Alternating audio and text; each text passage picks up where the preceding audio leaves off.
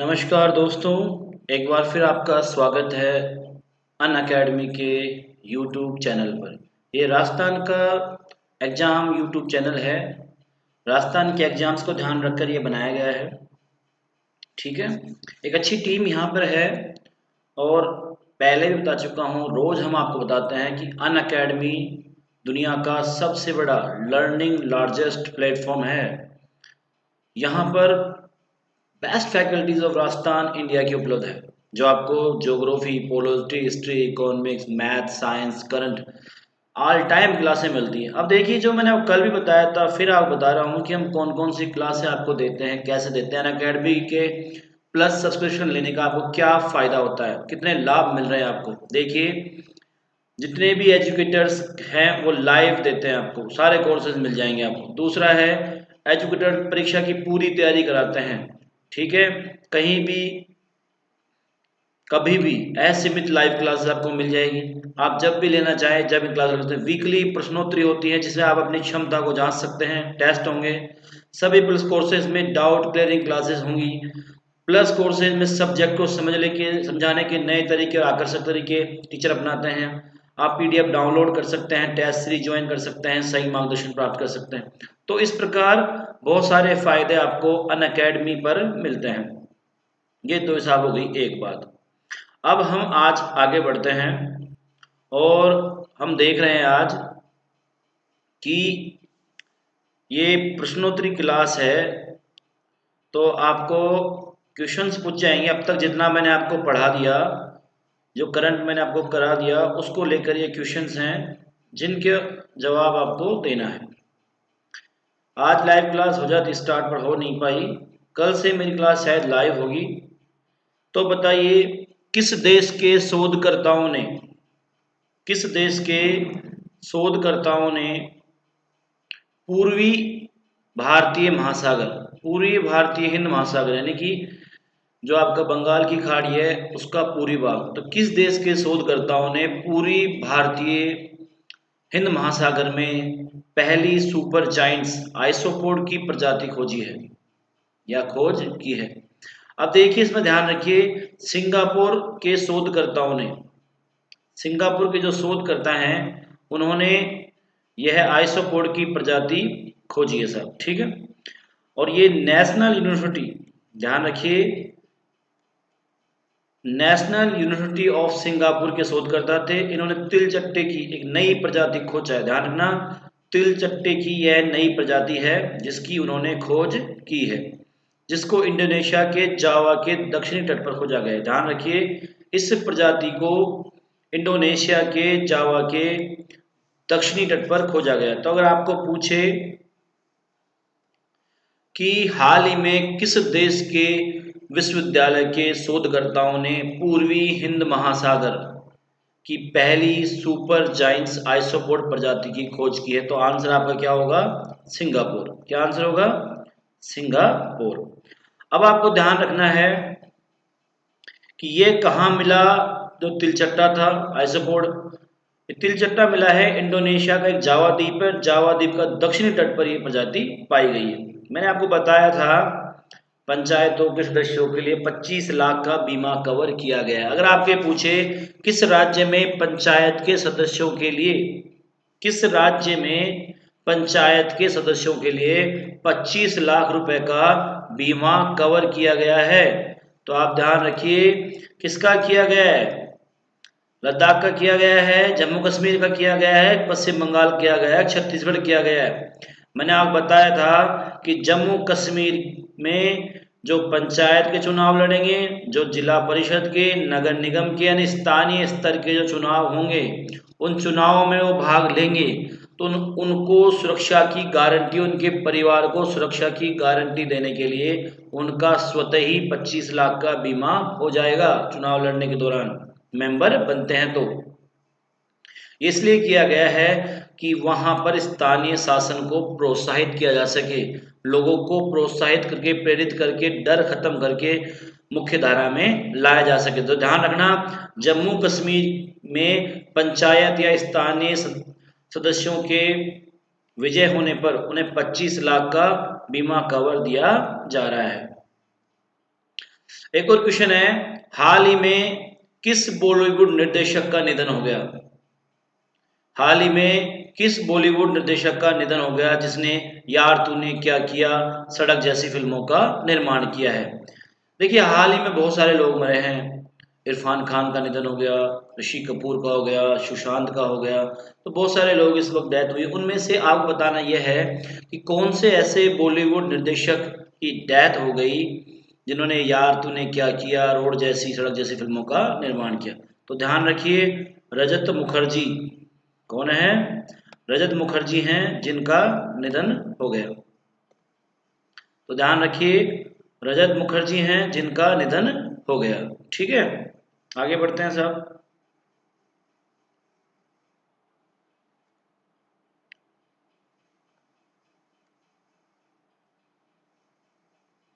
कौन सा राज्य, देखिए बहुत इंपॉर्टेंट है कि कौन सा राज्य 2022 तक प्राकृतिक तरीके से खेती करने वाला देश बन जाएगा? यहाँ पूछा जा रहा है, भारत का ऐसा कौन सा राज्य होगा जो 2022 तक अपने खेती बिल्कुल प्राकृतिक नेचुरल तरीके से करेगा?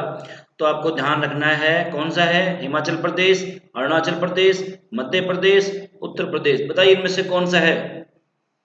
तो ध्यान रखिए,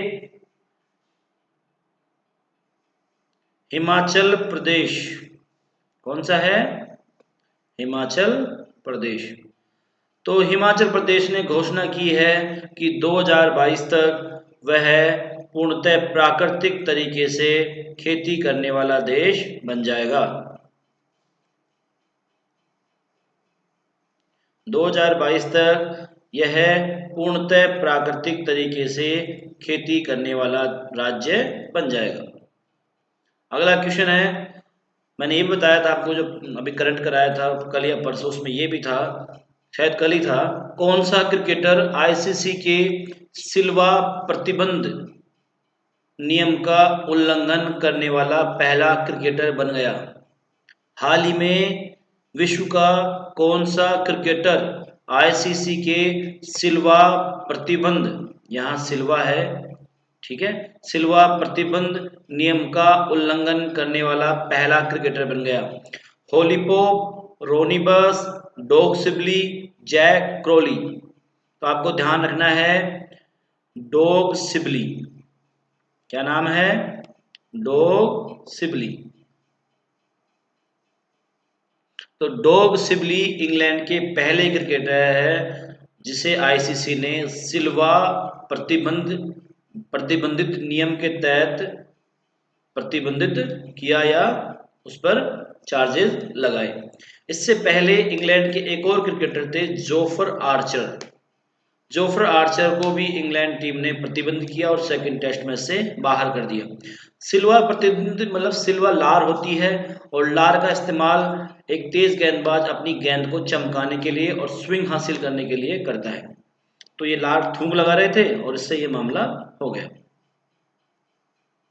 अगला क्वेश्चन है आपका, निम्नलिखित में से भारत के राष्ट्रपति के निजी सचिव के रूप में किसको नियुक्त किया गया है? इन चार व्यक्तियों में से किसे भारत के राष्ट्रपति का निजी सचिव बनाया गया है? पहले विक्रम जी थे, अब उनकी जगह किसे बनाया गया है? पी प्रवीण सिद्धार्थ, शक्ति कुमार, रोहन मधुर और मनीष पांडे। मनीष पांडे, रोहन मधुर, शक्ति कुमार और प्रवीण कुमार। बताइए किसको बनाया गया है? कमेंट कीजिए। तो ध्यान रखिए, पी प्रवीण सिद्धार्थ। पी प्रवीण सिद्धार्थ को क्या बनाया गया है? राष्ट्रपति का, रामनाथ कोविंद जी का निजी सचिव बनाया गया है। ध्यान रखिए बात। अगला क्वेश्चन है, हाल ही में आरबीआई ने श्याम श्रीनिवासन को, ध्यान रखिए, हाल ही में आरबीआई ने श्याम श्रीनिवासन को किस बैंक के एमडी और सीईओ के रूप में फिर से नियुक्त करने की मंजूरी दी? ध्यान रखिए, आरबीआई ने श्याम श्रीनिवासन को किस बैंक के एमडी और सीईओ के रूप में फिर से नियुक्त करने की मंजूरी दी? तो आप ये ध्यान रखिए, axis bank, federal bank, yes bank और आईसीआईसी बैंक। फटाफट बताइए, तो आंसर क्या हो जाएगा अपना? Federal bank. ध्यान रखिए, श्याम निवासन को आरबीआई ने फेडरल बैंक का एमडी भी बनाया है और सीईओ भी बनाया, और ये दोबारा बनाया है लगातार दूसरे कार्यकाल के लिए। किस टीम को ला लीगा चैंपियंस का ताज पहनाया गया? अगर आपको पूछे किस टीम को ला लीगा चैंपियंस का ताज पहनाया गया? ला लीगा एक फुटबॉल का टूर्नामेंट है जो यूरोप में होता है, और ये 34वां टूर्नामेंट था जिसको किसने जीता? ध्यान रखिए, बार्सिलोना, लिवरपूल, मैनचेस्टर और रियल मैड्रिड। बताइए, ये चार बेहतरीन टीमें हैं यूरोप की, बार्सिलोना, लिवरपूल, मैनचेस्टर और रियल मैड्रिड। तो आप ध्यान रखिए, रियल मैड्रिड ने इस टूर्नामेंट को जीता है। तो ला लीगा टूर्नामेंट का विजय कौन है? Real Madrid. अगला क्वेश्चन आता है, आईओसी अंतर्राष्ट्रीय ओलंपिक समिति या कमेटी ने डे केयर, ये डे केयर है, डेकर में होने वाले, मिला लो भाई इनको, डेकर,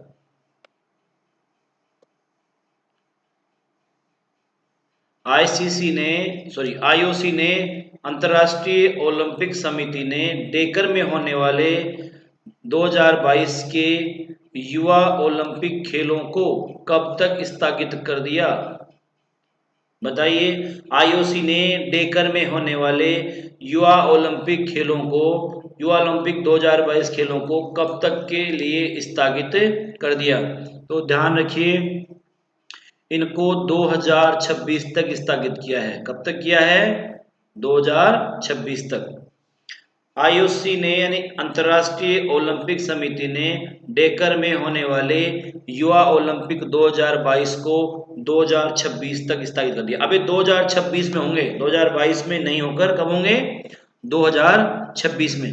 अगर आपको पूछे भाई डेकर कहाँ पर है, तो डेकर सेनेगल की राजधानी है, और सेनेगल एक अफ्रीका का देश है, और पहली बार था किसी अफ्रीकी देश में युवा ओलंपिक खेलों का आयोजन होता। ये फर्स्ट टाइम था जब किसी अफ्रीकी देश में क्या होता? युवा ओलंपिक खेलों का आयोजन। चलो आगे बढ़ते हैं साहब। अब बताइए, आईओसी के औद्योगिक जोखिम विनिर्माण सूचकांक, आईओसी का वैश्विक औद्योगिक जोखिम सूचकांक, क्वेश्चन क्या है? वैश्विक औद्योगिक जोखिम सूचकांक 2020। मैंने बताया था आपको परसों ये कि वैश्विक औद्योगिक जोखिम सूचकांक 2020, वैश्विक औद्योगिक जोखिम विनिर्माण सूचकांक 2020, यूं समझ लीजिए आप इसको। उसमें भारत का स्थान कौन सा है? तो दुनिया में जो विनिर्माण क्षेत्र है उद्योगों का, उसमें जोखिम के आधार पर भारत का स्थान कौन सा है? तो देखो, पहले स्थान पर चीन का बीज है, दूसरे स्थान पर अमेरिका का बीज है। अब बच्चे दो, तीसरा और आठवां। तो बताइए, तीसरे और आठवें में से भारत का स्थान कौन सा है? वैश्विक विनिर्माण औद्योगिक जोखिम सूचकांक में भारत तीसरे नंबर पे है, ध्यान रखना। वैश्विक औद्योगिक विनिर्माण सूचकांक में भारत तीसरे स्थान पर है। कौन से स्थान पर है? तीसरे स्थान पर। ठीक है साहब, आगे बढ़ते हैं। हाल ही में किस बॉलीवुड अभिनेत्री को टोरंटो फिल्म फेस्टिवल के ब्रांड एम्बेसडर के रूप में चुना गया? हाल ही में किस बॉलीवुड अभिनेत्री को टोरंटो फिल्म फेस्टिवल के ब्रांड एम्बेसडर के रूप में चुना गया? तो ध्यान रखिए, हाल ही में तो ये जो टोरंटो में होने वाला सितंबर में होगा ये टोरंटो फिल्म फेस्टिवल, और इसमें किसको चुना गया? मानुषी छिल्लर, ऐश्वर्या राय, प्रियंका चोपड़ा, रानी मुखर्जी। तो आप ध्यान रखिए, प्रियंका चोपड़ा को चुना गया है इसका brand ambassador Toronto film festival का। ध्यान रखिए भाई, टोरंटो फिल्म फेस्टिवल का ब्रांड एम्बेसडर प्रियंका चोपड़ा को चुना गया है। ये भी मैंने बताया था, विश्व खाद्य संगठन WTO की रिपोर्ट आई थी, मैंने बताया दुनिया में 69 करोड़ लोग आज भी गरीबी के नीचे हैं, 1 करोड़ लोग बढ़ गए, चीन और भारत में कमी आई है, अफ्रीका में वृद्धि हुई है। उसी से रिलेटेड सवाल है, भारत में पिछले 10 वर्षों में कितने करोड़ लोग गरीबी के ऊपर आ गए? भारत में पिछले 10 वर्षों में कितने करोड़ लोग गरीबी के ऊपर आ गए? ध्यान रखिए, भारत में पिछले 10 वर्षों में 27 करोड़ लोग गरीबी के ऊपर आए हैं। 2016-18 तक कितने आ गए? 27 करोड़। भारत में पिछले 10 वर्षों में लगभग 10 करोड़ लोग गरीबी के ऊपर आ गए भाई, ध्यान रखना। कितना आंसर हो जाएगा? 27 करोड़।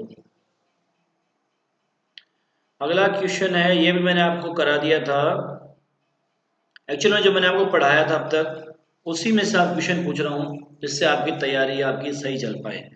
हाल ही में किस राज्य ने वेस्ट टू एनर्जी एक प्रोग्राम चलाया है, पहल की गई थी, मैंने बताया था एक पहल है और पहल का नाम है वेस्ट टू एनर्जी। हाल ही में किस राज्य ने वेस्ट टू एनर्जी नामक पहल के तहत राज्य में उत्पन्न कचरे से बिजली बनाने की घोषणा की? हाल ही में किस राज्य सरकार ने वेस्ट टू एनर्जी नामक पहल के तहत राज्य में उत्पन्न कचरे से बिजली बनाने की घोषणा की?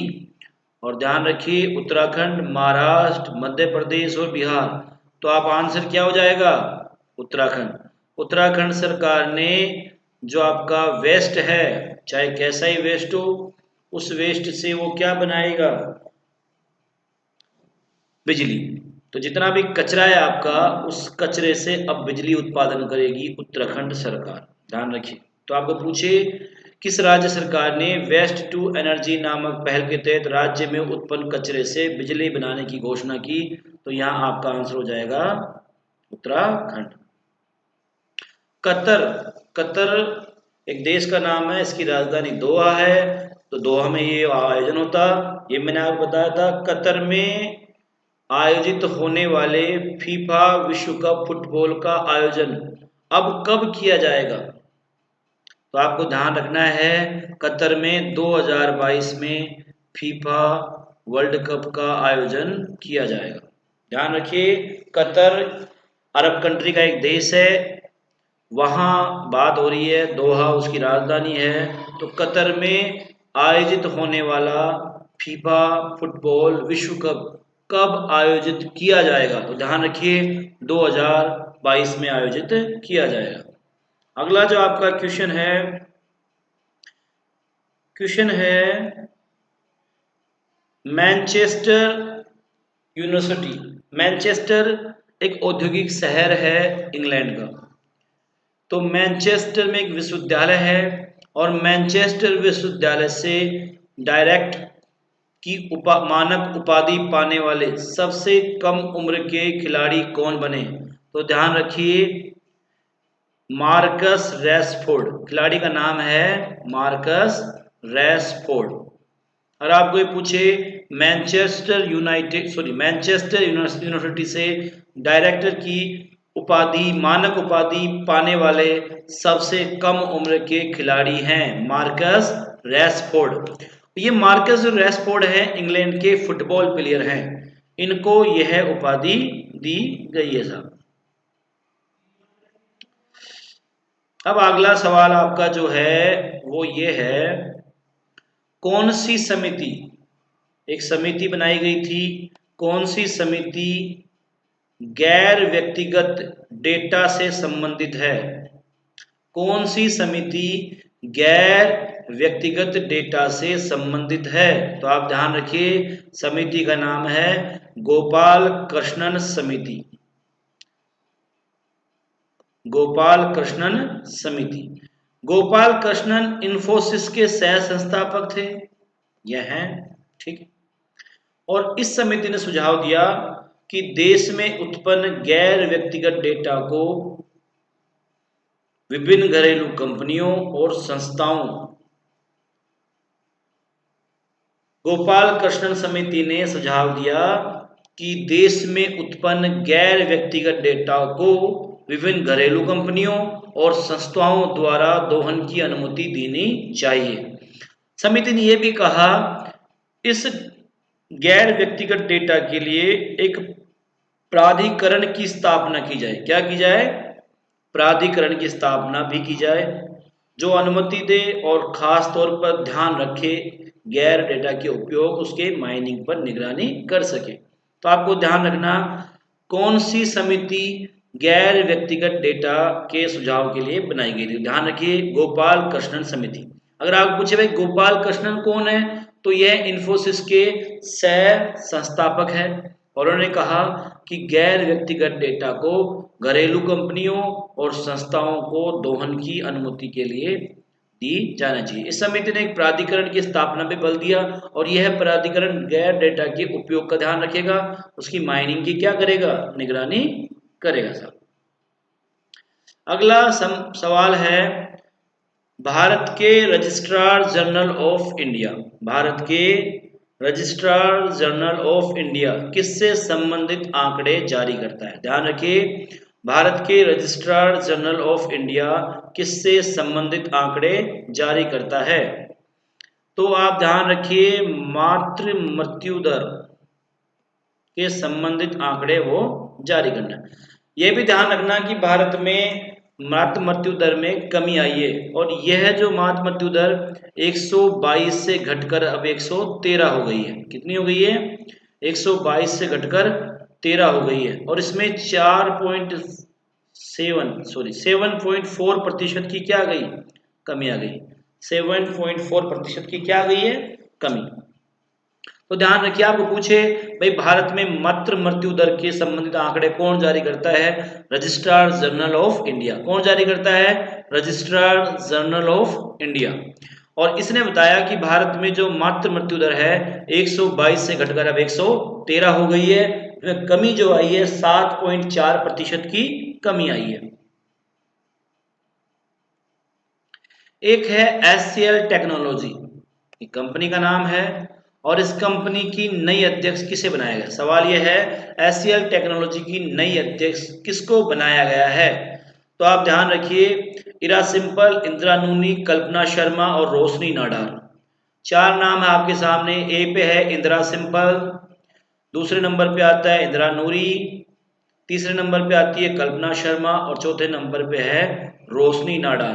तो ध्यान रखिए, इस कंपनी का जो अध्यक्ष बनी है वो है रोशनी नाडार और इन्होंने अपने पिता शिव नाडार की जगह ली है। इनके पिता है शिव नाडार और शिव नाडार की जगह इन्होंने ली है। एक और बहुत इंपॉर्टेंट सवाल है, अपन बहुत आरओ लगाते रहते हैं घर पे पानी के लिए। नेशनल ग्रीन ट्रिब्यूनल ने हाल ही में आरओ प्यूरिफायर, जो आरओ होते हैं पानी को साफ करने वाले होते हैं, उन पर प्रतिबंध लगाने का एनजीटी जो है नेशनल ग्रीन ट्रिब्यूनल ने हाल ही में आरओ प्यूरिफायर, पानी को साफ करने वाले जो हेमा मालिनी आती है शुद्ध पानी पिलाती है, उस पर पानी पिलाने के पर प्रतिबंध प्यूरिफायर पर प्रतिबंध लगाने का निर्देश दिया है। और नेशनल ग्रीन ट्रिब्यूनल ने कहा कि पानी में जो टोटल डिसॉल्व्ड सॉइल्ड होते हैं, टीडीएस होता है पानी का, वो उसका स्तर बहुत कम हो जाता है प्यूरिफायर, उसके लिए मानव की शरीर में वो नुकसान करता है। और इन्होंने कहा कम से कम 500 मिलीग्राम प्रति लीटर, इन्होंने कहा, इसका एनजीटी ने कहा कि कम से कम पानी में 500 मिलीग्राम प्रति लीटर टीडीएस होना चाहिए, जबकि ये इतना होता नहीं है। तो ध्यान रखना, नेशनल ग्रीन ट्रिब्यूनल यानी कि एनजीटी ने जो आरओ होते हैं, वाटर प्यूरिफायर, उन पर प्रतिबंध लगाने का निर्देश दिया है। और ये प्रतिबंध इसलिए लगाया जा रहा है, जो पानी का टोटल डिसोल्ड सॉइल्ड होता है, यानी टीडीएस जो पानी का है, वो कम से कम 500 मिलीग्राम प्रति लीटर होना चाहिए, जो कि होता नहीं है। तो साहब ये तो हो गई एक बात। एक बार फटाफट देख लो आप इसको, फिर अपन दूसरी स्लाइड खोलते हैं अपनी।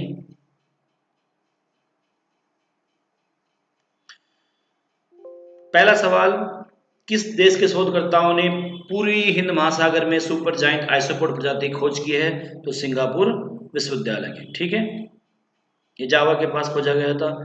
किस राज्य ने पंचायत सदस्यों के लिए 25 लाख का बीमा कवर किया है? तो आपको पता है, जम्मू कश्मीर। हाल ही में कौन से बॉलीवुड निर्देशक का निधन हो गया जिसने यार तूने क्या किया और सड़क जैसी फिल्मों का निर्माण किया?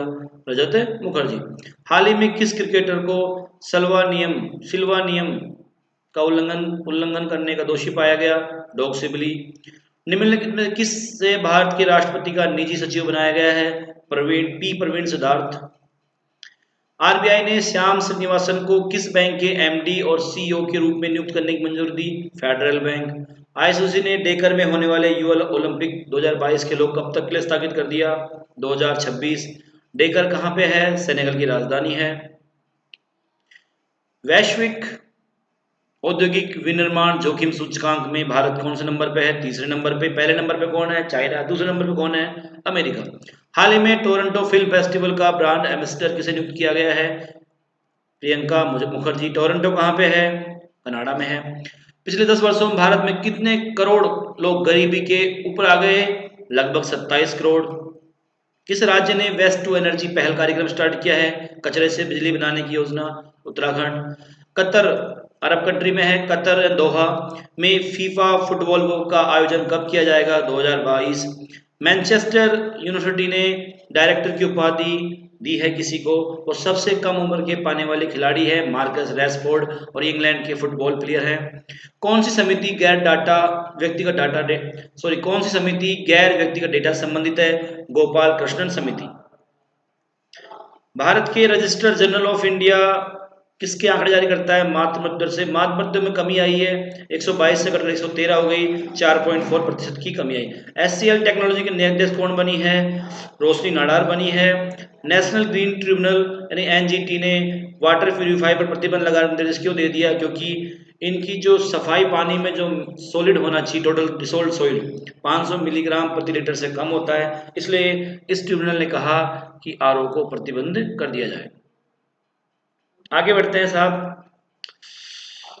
अब और क्वेश्चंस हैं कि भारत में कब से निजी रेलगाड़ियां चलनी शुरू हो जाएंगी?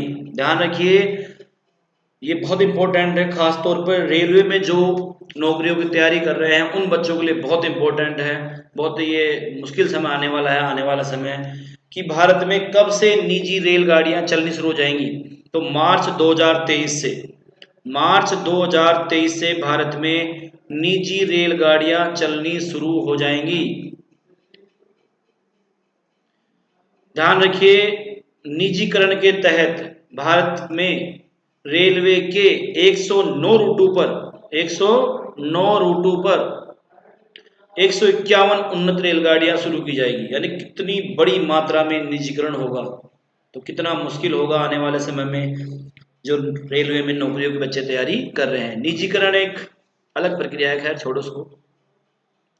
तो निजीकरण के तहत मार्च 2023 से निजी रेलगाड़ियां स्टार्ट हो जाएंगी। 109 रूट पर 151 रेलगाड़ियां स्टार्ट की जाएंगी। अब देखो, एक अनुसंधान केंद्र है, किस प्रदेश में हल्दी अनुसंधान संस्थान की स्थापना की जाएगी? किस प्रदेश में हल्दी अनुसंधान संस्थान की स्थापना की जाएगी? तो वो संस्थान होगा तमिलनाडु के मधुकुरुचि। ध्यान रखिए, तमिलनाडु के मधुकुरुचि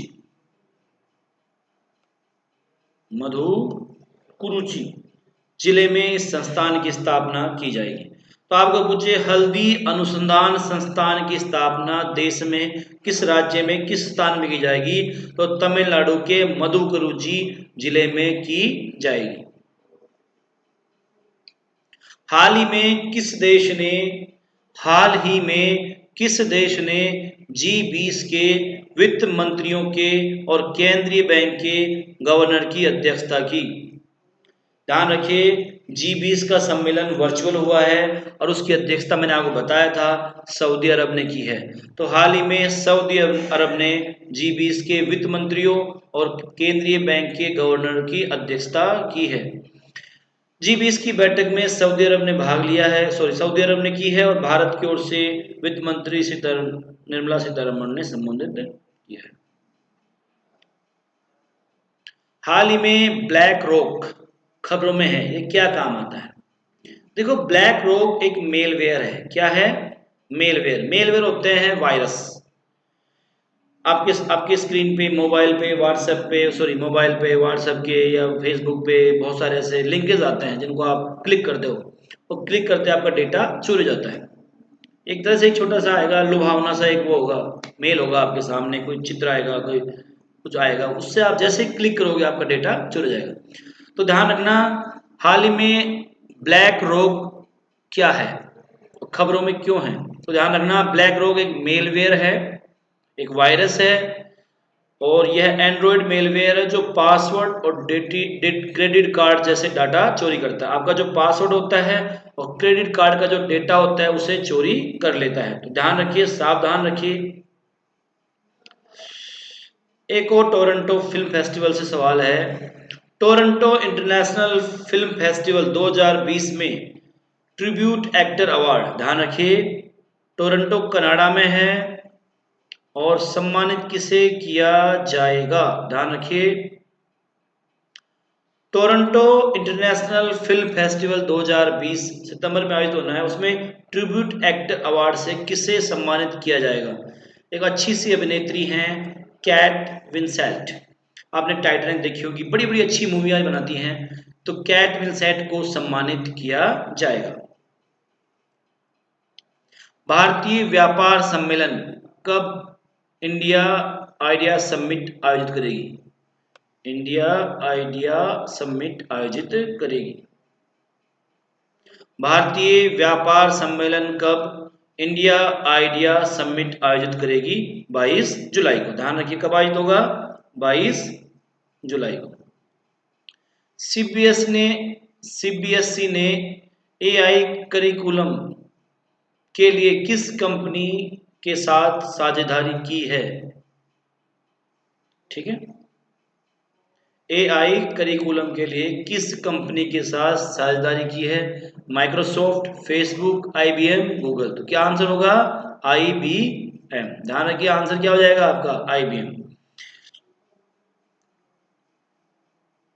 ध्यान है दोस्तों, सीबीएसई ने 2020-21 की 11वीं और 12वीं कक्षाओं के लिए आर्टिफिशियल इंटेलिजेंस पाठ्यक्रम को एकीकृत किया है। और ये जो आर्टिफिशियल इंटेलिजेंस वर्चुअल जो बुद्धिमत्ता है, उसके लिए क्या है, पाठ्यक्रम जो विकसित करने में सहयोग देगा, आईबीएम जो कंपनी है वो देगी विकसित करने में सहयोग। तो ध्यान रखिए, सीबीएसई ने एआई करिकुलम के लिए किस कंपनी के साथ साझेदारी की है? आईबीएम। आईबीएम 11वीं और 12वीं के लिए आर्टिफिशियल इंटेलिजेंस पाठ्यक्रम को विकसित करने में सहयोग देगा।